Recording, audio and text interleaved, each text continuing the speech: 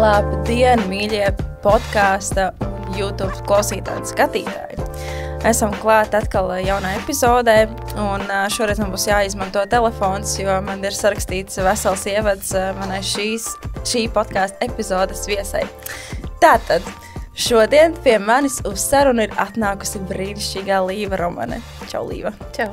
Kas ir fitnesa entuziaste un trenere, jeb kā es teiktu, brīva, skaista, gudra, izteiksmīga sieviete ar vairāku gadu pieredzi fitnesā, forša mamma savai meitai Rotai, un viens no taviem, man liekas, tādiem nesenajiem sasniegumiem bija 200 kg lekapresā. Jā, tā bija, vai ne? Un kas ir nemazāk svarīgi, mana sirds, es atvainojos, mana dzīvokļa atslēgu līdzīpašniece. Taisnība. Un šodien mēs esam satikušās divas fitnesa treneris, viena tikko svaiga un otra jau ar tādu pieredzīti. Un Līva, šodien es ar tevi gribēju parunāt par, Līva, nezinu, par ko mēs šodien runāsim, bet es gribētu ar tevi parunāt par sievietēm fitnesā. Super.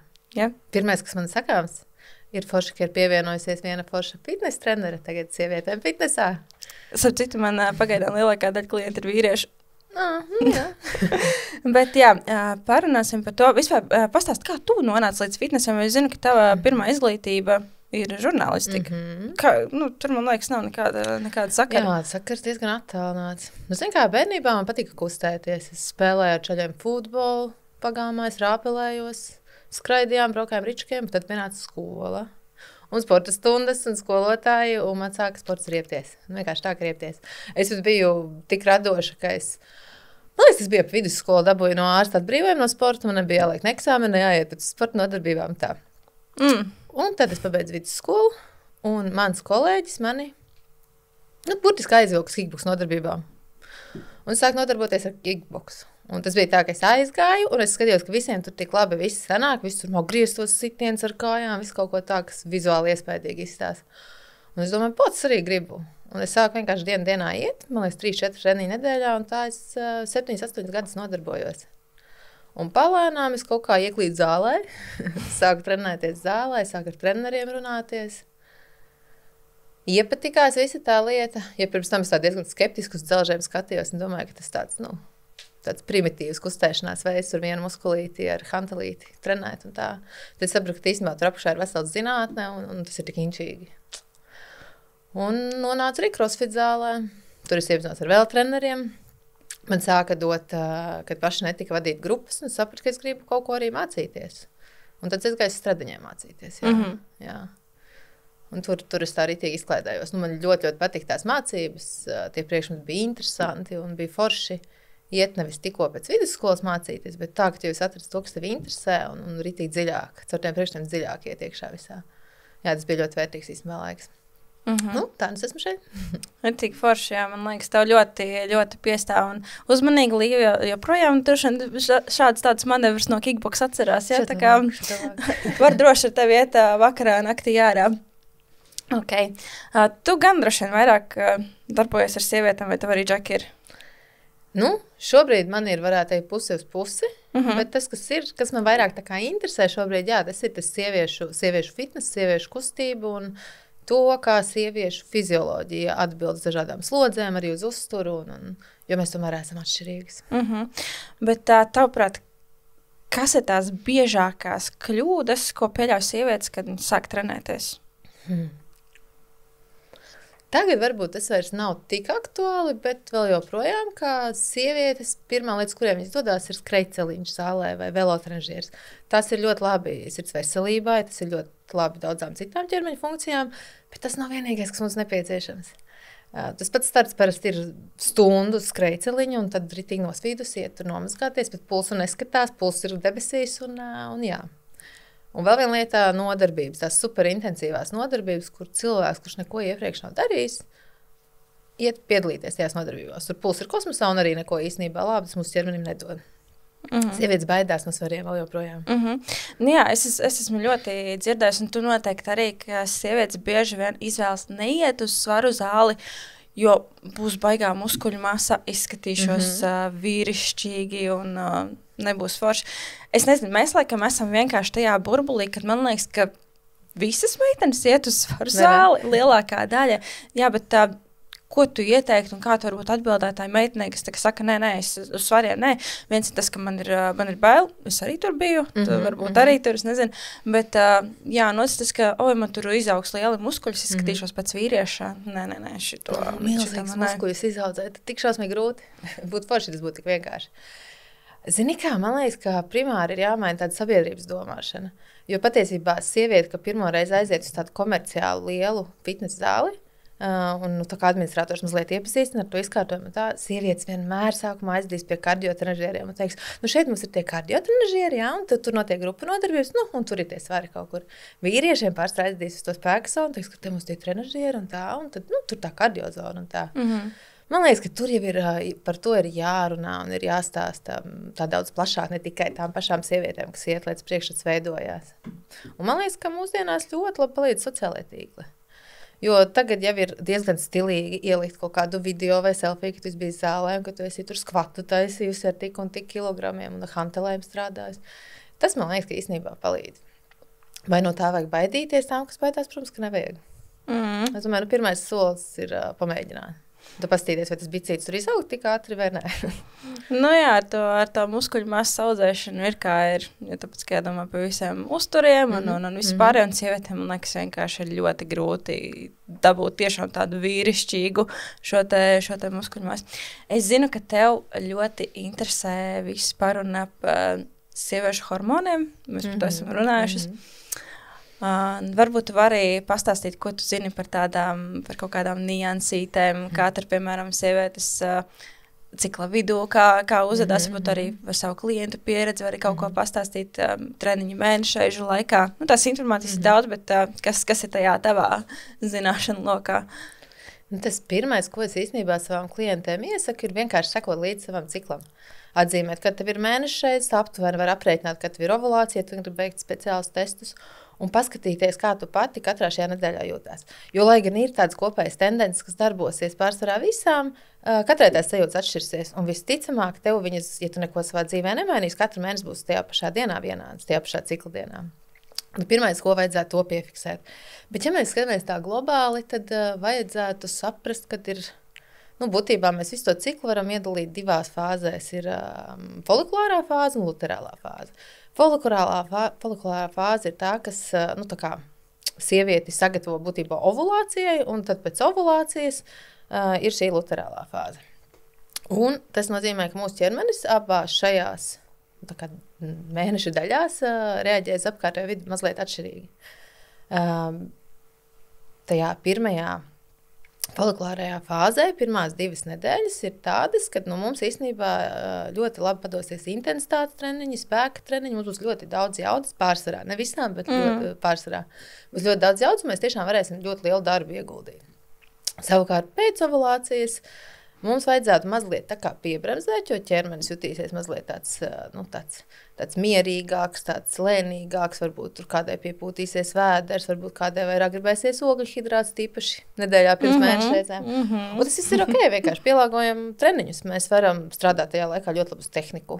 Mēs varam dažādas svarcelšanas kustības apgūt. Mēs labi neņemsim lielākos svarus un neiesim augstākajās pulsa zonās, bet mēs varam ļoti labi darboties. Un to ir svarīgi ievērot, jo pretējā gadījumā, ja tu aizies uz zāli, to sajūtu, ka tu tiešām neko nevar izdarīt, un fiziski arī nevarēsi, un centīsies sevi dzīvot tabatās vai tur ļoti augsts intensitātes treniņos. Pirmkārt, traumas, otrkārt, tu noteikti ar tādu atdevu tajā treniņā neies, un beigās jutīsies vēl sliktāk pēc treniņa nekā pirms tam. Tāpēc tam ir svarīgi sekot līdzi. Tu minēji, vienu lietu par to, ka pierakstīt savu ciklu. Tas, ar ko es ļoti bieži sastopos, es bieži vien joprojām jautāju meitenēm, kāds jums ir cikls, cik garš ir cikls, un tad viņi saka, tur 5-7 dienas. Es saku, nē. Tas ir tas, cik dienas jums ir reāli mēnešais, jeb tā mēnešaižu asiņošana. Cikla garums meitenes, lūdzu atceramies. Cikla garums ir no mēnešaižu pirmās dienas līdz nākamajai pirmajai dienai. Tātad attiecīgi 28, 35 dienas, kā nu kurai. Tās ir ļoti svarīgas lietas, ko atcerēties. Bet tas, ko es arī tagad pamanu, atkal tas ir tas mans burbulis, protams, bet ļoti daudz mēs runājam arī par sievietēm perimenopauzē, menopauzes vecumā. Un tur ir diezgan būtiskas atšķirības, kas, manuprāt, būtu jāņem vērā. Man bišķiņ kaitina, ka šobrīd šausmīgi uz to spiež tā kā, sociālos mēdījos, kad tas tiek padarīts pa vienīgo svarīgo posmu, kad mums būtu jātrenējas. Patiesībā jau tie treniņi ir svarīgi visu dzīvi. Bet, protams, izmaiņas notiek mūsu ķermenī, notiek gan hormonālas izmaiņas, gan tīri fizioloģiskas izmaiņas, un viena no tām būtiskajām, kas menopauzē, ir, ka mums kaulu masa, kaulu blīvums strauji sarūk, un tāpēc tie spēku treniņi ir īpaši svarīgi. Ja pirms tam, īpaši no 20 līdz 30 gadiem, mēs varam ļoti daudz eksperimentēt, visdažādākās slodzes un dažādas atkārtojumu skaits, visu, ko darīt, tad tajā, pirms menopauzes tajā stāvoklī vajadzētu vairāk uzmanību pievērst tieši spēkam, kas tieši atspēlējas kaulu veselībā, un arī dažādām lecienu kustībām, piemēram, lai būtu trieciens kauliem. Tas ir ļoti, ļoti svarīgi. Jo pēc menopauzes zaudējies nemaldos pat līdz trešdaļai kaulu masas. Jā, tur diezgan liels tas procents katru gadu bija. Kaut ko es gribēju teikt, un es aizmirsu. Bet, īstenībā, kas arī, ko es esmu lasījusi, diezgan interesanti, ka pirmie perimenopauzes simptomi var būt 30-35 gadu vecumā, kas, man liekas, ir diezgan agri. Un tas, kas arī es lasījusi, ka arī tas pats arī uz vīriešiem attiecas, ka principā 30-40 gadi būtu tāds. Jāsāk spēka treniņi bija jau vakar un 10 gadus atpakaļ, bet tas tāds principā pēdējais brīdis, kad jau... Ja mēs skatāmies no tādas veselības viedokļa, tad tajā vecuma posmā tiešām spēka treniņi tavai veselībai kļūst vissvarīgākie. Tā ir nevis vairs tur garās maratona distances, skriešanas vai kaut kas tāds, ko arī var darīt, ja cilvēkam tas patīk. Bet veselībai tie būs spēka treniņi visam noteikti.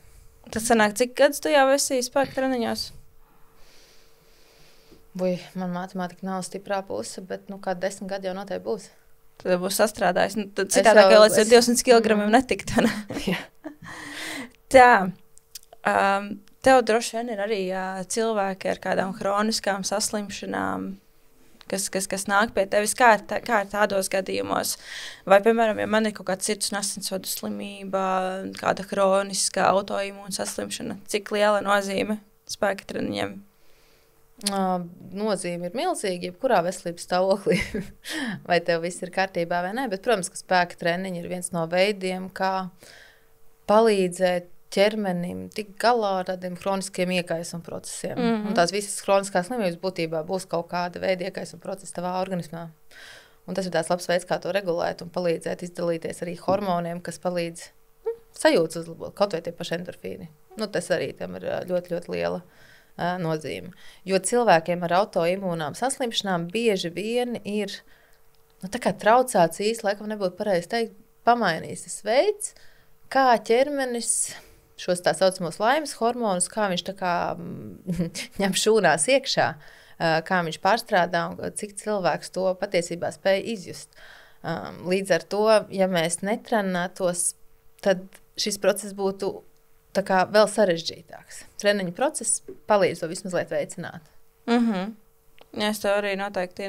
Es arī esmu pie autoimūno variņām. Jā, liela daļa. Tāpēc tev arī uzdevu šo jautājumu, jo zināju, ka arī tu ar kādām lietām cīnies. Tā kā jā. Vēl viena lieta, par ko es domāju, par ko mēs ar tevi varētu parunāt, ir sociālajie mēdīji. Es atceros, mēs ar tevi kaut kādu laiku atpakaļ tieši runājām par to, ka tev bija tāda situācija, kur tu biji ielikusi bildi, kur tu esi ar otru, kad viņa pavisam maziņa, bēbītis, sēdeklīti, tur čučs, nezinu, cik viņai mēneši bija, tu noteikti labāk atceries viņā, un kad tu aizgāji uz treniņu un dabūji visādus tādus nepārāk jaukus komentārus. Kā vispār ir būt trenerim sociālajos mēdījos, un kā tu vispār uz to visu skaties, ka mēs tur liekam savus treniņus, kaut kādus savus klientu sasniegumus, un principā mēs aizņemamies ar to, ka varbūt arī kaut kādas negācijas mūsu virzienā, bet noteikti ir arī kaut kas labs, un, protams, arī vēl par to otru pusi, par tiem cilvēkiem, kas to redz.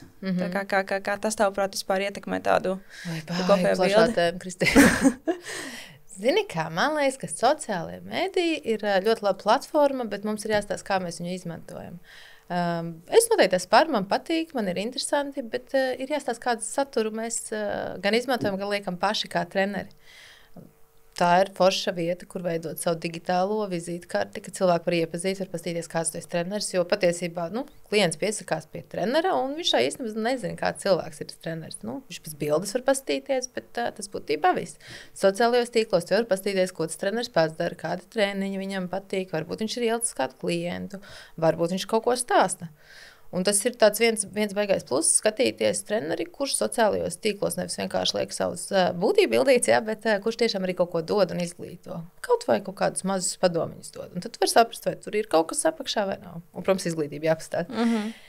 Bet jā, tie sociālajie mediji, tas gadījums, ko tu minēji, ka es ar maziņu meitiņu gāju trenēties uz zāli, tas bija tā interesanti, jo patiesībā man tie sekotāji ir diezgan pozitīvi. Pašai saņem tādas pozitīvas lietas un pozitīvas atsauksmes.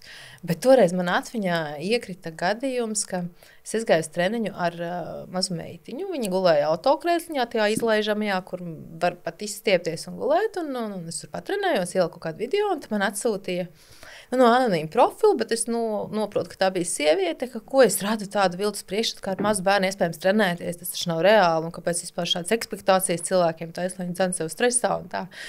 Tas man likās tik šausmīgi jocīgi, jo, es jau sociālos tīklos, protams, ka es parādu ļoti maziņu daļu savas dzīves, bet, tā ir patiesi man dzīve. Ja es varēju to mazo aiziet uz zāli, varbūt tas bija viens treniņš vispār mēnesī. Jā, varbūt tas bija viens treniņš mēnesī. Es tur toreiz trenējos diezgan daudz, jau diezgan ātri atsāku, bet jā, kaut vai tas bija varbūt viens treniņš mēnesī. Un tad cilvēks uzreiz tā piesienās un tā, žēl, tur jau saprotams, ka cilvēkam pašam ir kāds rūgtums, viņš varbūt gribētu to treniņu, bet tiešām nav kaut kādas iespējas un tā. Bet pārstrādā tā komūna, kas man apkārt, tas burbulis, kāds saka, ir diezgan atbalstošs. Un man liekas, ka man tā sociālā vide drīzāk uzlādē, nevis degradē. Jā.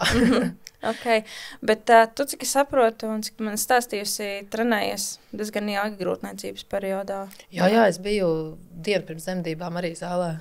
Un tu arī ar svariem strādāji? Pēdējo mēnesi ļoti minimāli, bet visu laiku, jā. 8. mēnesī arī svars tiencelā, jā.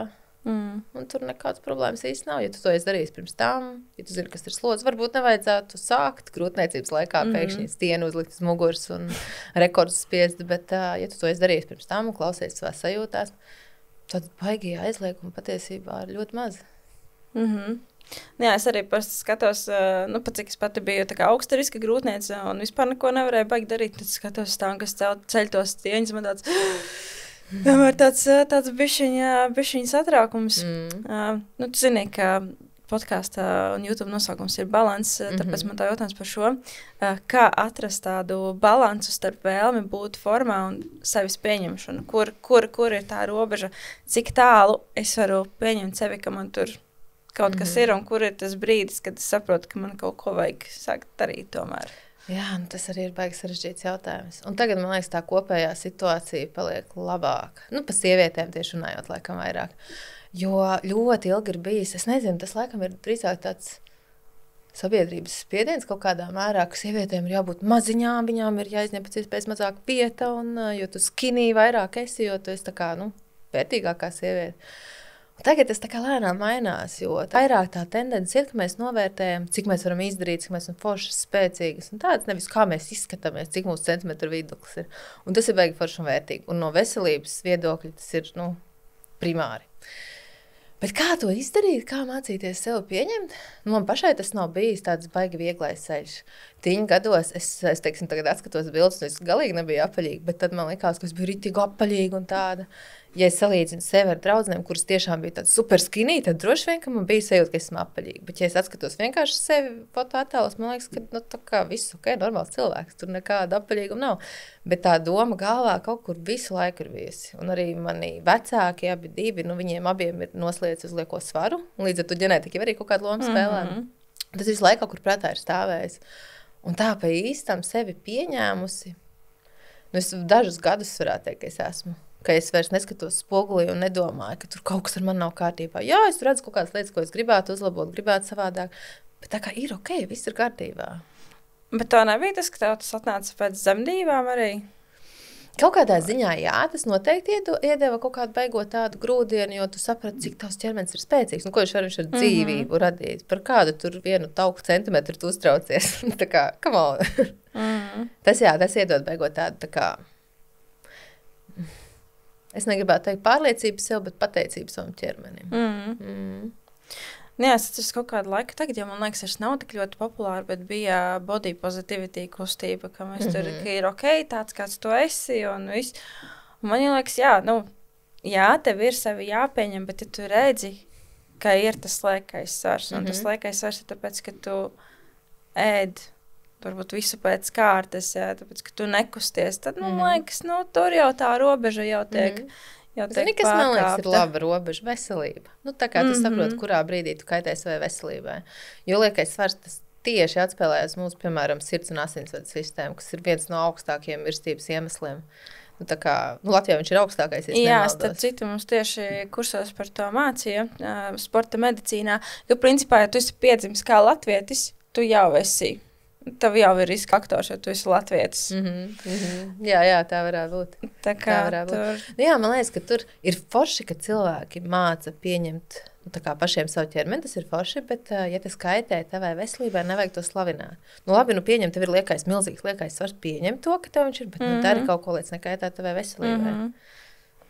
Un tā, man liekas, tā lielākā problēma, kas, man varbūt tev arī kādreiz īpaši neuztrauc, ir bērnu liekais svars. Jā, tas, man liekas, arī tāda ļoti, ļoti, ļoti liela problēma, kas tikai aug un pieaug, un cik es skatos, tā statistika arī tikai aug.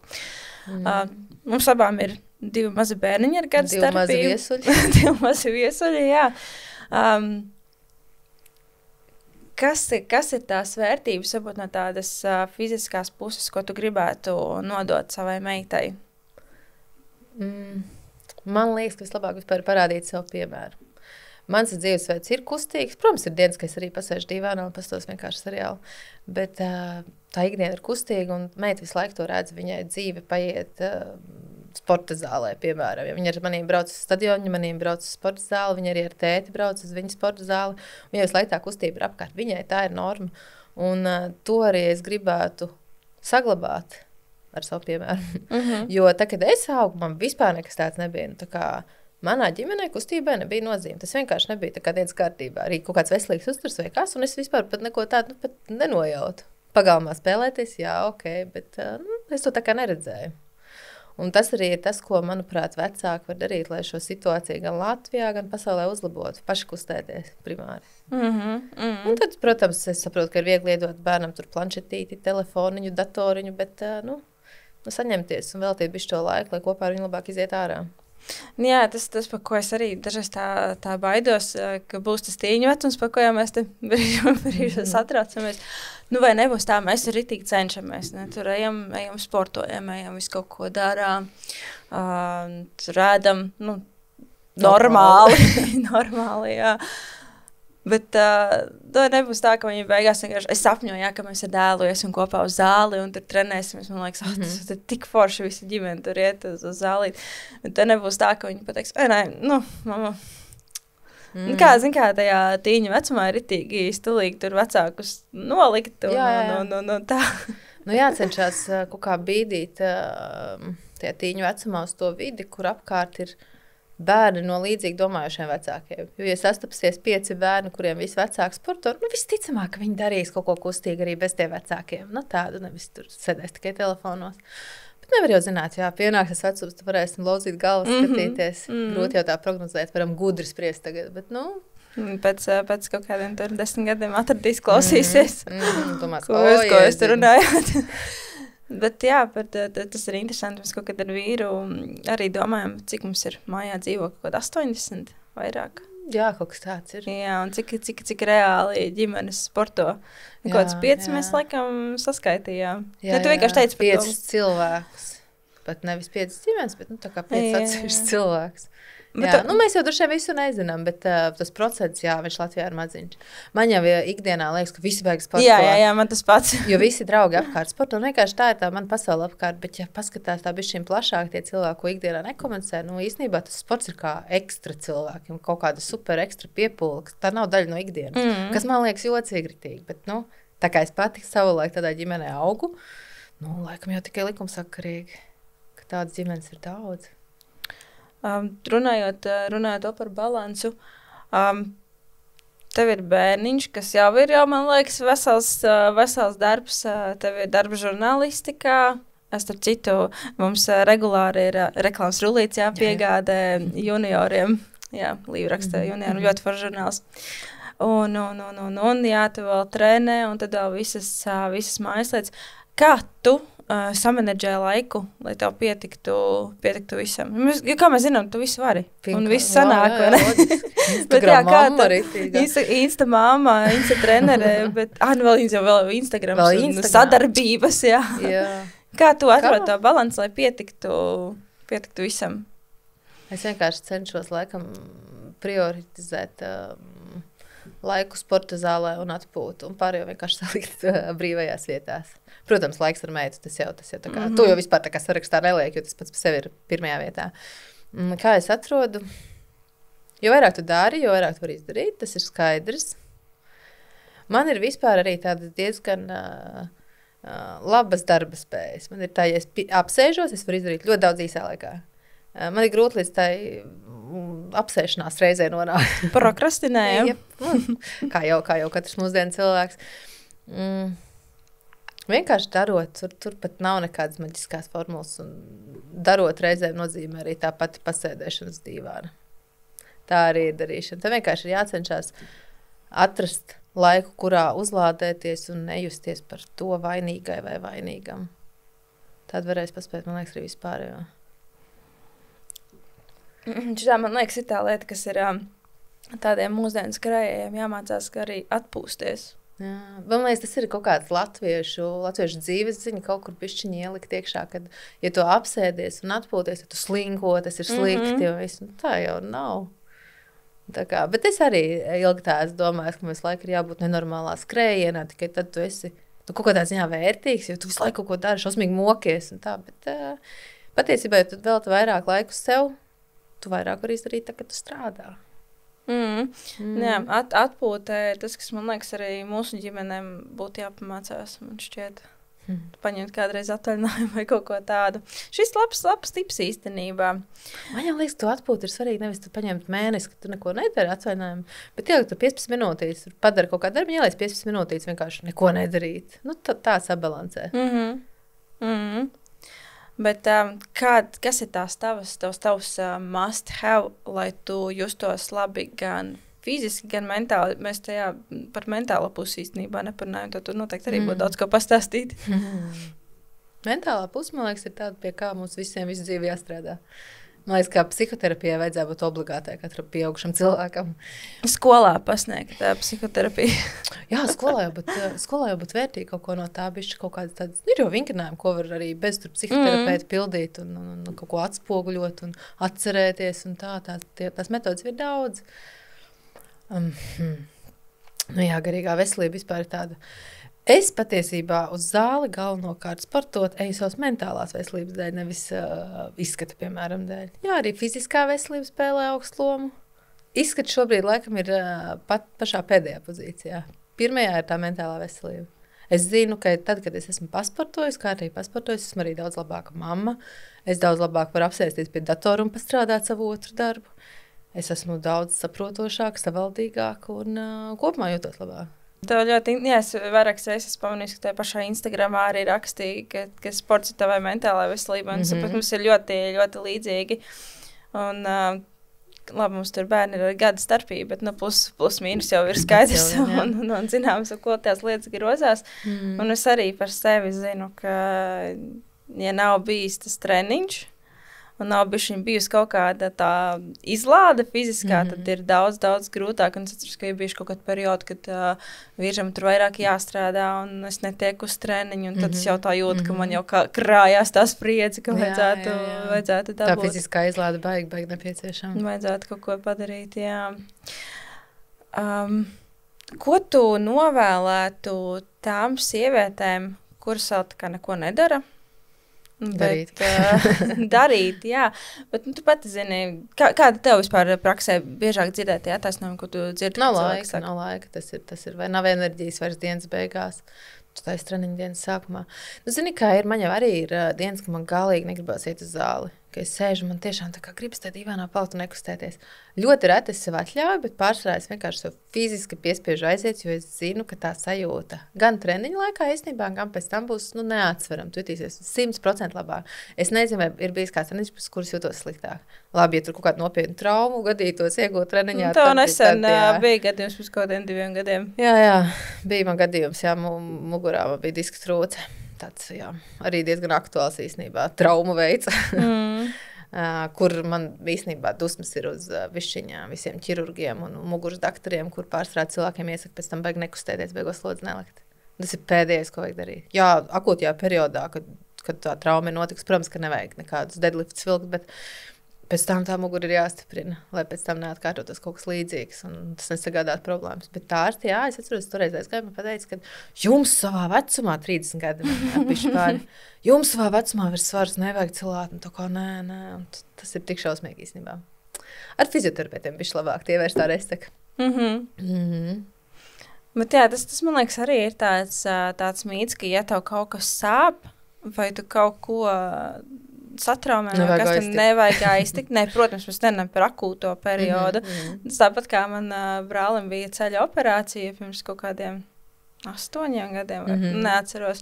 Jā, tad ar vīru aizgāja uz zāli, šeit viņš kājā neko nevar darīt, tāpēc, ka viņam operācija bija, bet operācija bija. Tieši vajag. Armand, ja tu klausies šo podcastu, tad aiziet uz zālīt, fiksēt. Nē, viņš jau iet uz zāli, bet arī kājiņas jākustina. Tas kājiņas tā ir. Man bija kliente, kurai taisīja, viņai bija meniska operācija, krustenisku arī, manuprāt, viņai šūba, bet tas bija, man liekas, ka pirms tā. Es jau vairs neatceros to chronoloģiju, bet es zinu, ka viņa zālē jau bija pēc nedēļas, un viņa trenēja ķermeņa augšdaļu, jā, viņa to apakšdaļu sākotnē nevarēja aiztikt. Pēc mēneša viņai deva zaļo gaismu fizioterapijai, sākām tur ar gumijām un visu kaut ko stiprināt to celi, un vēl pēc nedēļām, man liekas, ka 2 viņa jau normāli celāja svarus. Protams, pamazām ar prātu un skatoties, kas to cel notiek, bet tur viss ir kārtībā. Un tagad viņa ceļ daudz lielāks kilograms nekā pirms tam. Tas pats man liekas arī, ka seniori bišķiņ tā kā baidās kaut ko darīt. Senioriem, man liekas, visgrūtākais varētu būt sākt, ja viņi to visu dzīvi nav darījuši. Vispār jau, jo lielāks vecums, jo grūtāk mums ir mainīt savus paradumus. Un tā ir. Tāpēc labāk sākt ātrāk, bet es tieši nesen biju vienā komerciālā tādā sporta zālē, un es dienas vidū biju, un es priecājos, ka es redzēju diezgan daudz seniorus. Es tā nebiju pirms tam, tajā konkrētajā zālē bija. Es nezinu, vai tur viņiem kāda programma ir vai kas, bet viņi gāja, viņi cilāja hantelīs, trenižieriem, kā viņus ļoti priecājos. Bet jā, senioriem tas ir svarīgi. Mēs jau runājām par kaulu blīvumu, piemēram, tas slodzi to ļoti ietekmē. Visu kopēju asinsrita viss, un arī īstenībā, līdzsvaru vingrojumu, kaut vai koordinācijas vingrojumu, jo tas vecumā viss samazinās. Kā tu sevi redzi vecumdienās? Es tieši nesen, pirms pāris dienām mēģināju ChatGPT pajautāt, lai viņš man uztais bildi, kāds varētu 50 gados izskatīties. Un tad viņš man tur sāk attaisnoties ar privātuma visādiem privātuma politikas datiem, un ka viņi tur nevar kaut ko, un tā bilde beigās bija tāda diezgan švaka. Tāda, kad neizties vairs pēc manis. Es gribēju redzēt, kāds būs. Bet kā es iztēlojos, es vismaz nejūtu, kā man tie gadi nāk klāt. Un reizēm es tāpat pieķeru sev pie domas, ka esmu kaut kāda beigā jaunieta, tāda 20 gadīgi kaut kāda jaunieta. Es domāju, ka līdzīgi būs arī 50, 60 gados, ka es jutīšos, tur varbūt kaut kas vairs tik veikli nesanāks, vai tur cits dzīves prioritātes būs, bet kustībā es noteikti būšu vienmēr. Jā, man arī parasti, kad jāpilda tās kaut kādas anketas vai kaut kas, kur jānorāda vecums tā 23, 24, cik man ir gadi? Un tad jārēķina no dzimšanas gada, vai ne? Jā, tas ir pa sarežģīti, jo tas cipars ar vien lielāks un lielāks paliek. Jā, es aizmirsu vēl pieteikamā pateikt, ka tu taču esi virstrenere. Jā. Jā, mēs ar Līvu, īstenībā man Līva ļoti daudz ko palīdzēja manā ceļā. Nejauši, ja tā sanāca, ja mans vīrs izpļāpājās, tad man bija jautājumi vakarā WhatsAppā. Kas ir? Kas ir, ko notiek, ko neizstāst? Kas par noslēpēm? Tā kā jā, ja kāds grib kļūt par treneri kādreiz un grib savu kādu atbalstu personu, tad droši vien var vērsties pie tevis. Jā, mans ir visādos jautājumos vērsties. Nebūs laika pateikt. Bet tā patiesībā man bija ļoti interesanti skatīties, kā tu mācies. Tu to darīji visu patstāvīgi un tā, bet man bija tā kā tiešām patiesi prieks skatīties, kā aug kvalitīvs treneris. Jo zini, kā daudzi aiziet uz treneru kursiem, un tur tiešām var aiziet cilvēki un tā diezgan tā, labi, izšmaukt cauri pavisam, ne, jo tas eksāmens jau galā ir diezgan sarežģīts, bet tā diezgan brīvs to visu skatīties, tur izpildīt ķeksīšanu tā, bet man patīk, ka tu tā piegāji ritīgi nopietni, ka tu tur iedziļinājies visu un tā, un ka tu eksāmenam gatavojies nopietni, visu kaut ko meklē. Jā, veidi tev uz zāli. Veidi uz zāli, jā, ka mēs kopā visu kaut ko tur štukojām, kas un kā, tu skaties tos jautājumus internetā, jā, viņi bija kaut kādi teksturā būt eksāmenu skaties, un tad atsūtīja man tos variantus, un tad mēs domājam, varētu būt šitas, bet teorētiski skatās varētu arī šitā paskatīties. Varbūt tomēr šitā. Ka tu tā piegaidams, iezubrīji kaut kādas atbildes un tā, bet tiešām kvalitīvi. Tāpēc es domāju, ka tev tas ceļš būs baigi foršais. Jā, es atceros, ka man teica arī mācījās, un kas tu tur? Ķeksīšu salikt. Tur nekā sarežģīt nav, un arī tāpēc arī domāju, paņemšu mācīšos visu gan jau. Un tad, tad uzzināju, es jau nezināju, ka ir tas praktiskais eksāmens. Es uzzināju, ka ir praktiskais eksāmens, un ļoti labi, ka viņš īstenībā bija, jo tad tā nopietnāk pieeja tām visām lietām. Kas ir tavs vispār, tavs mīļākais trenažieris, vingrinājums? Brīvais svarstiens noteikti. Un kettlebell svarbums man patīk. Man liekas, man pat ir ierakstīts līvu svarbumu. jā, es nezinu, vai vēl projām. Man liekas, ka vēl projām Stradiņu universitātē mans svaru bumbu raušanas un grūšanas rekords. Jā, kad es studēju, es uzstādīju. Šo man vajadzēja pie pieteikumu ielikt. Jā, Kristīna. Tā jau es tev gari iztrūs, domāju. Tā kā jā. Bet noteikti trenēties tagad, vai ne? Jā, vajag atrast. Man liekas, ka pats svarīgākais ir atrast to savu kustību veidu. Nav pat tik svarīgi. Jā, spēktreniņiem ir nozīme, bet spēktreniņus var veikt ļoti daudz dažādos veidos. Tu vari ar brīvo svarstienu, tu vari ar kettlebelliem, tu vari iet uz spēku. Var bērnus cilāt, jā. Kastas cilāt.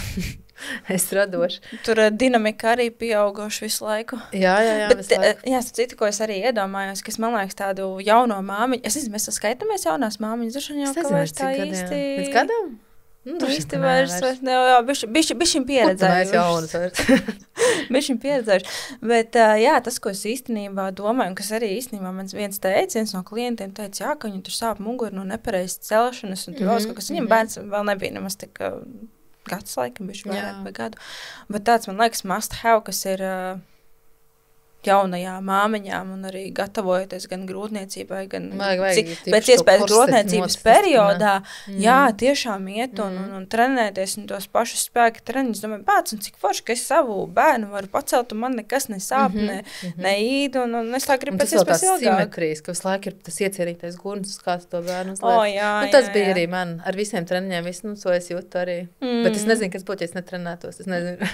Nevarētu. Jo meita arī reizēm saka, paņem man opās, liela, 3 gadi, vai tu trenējies.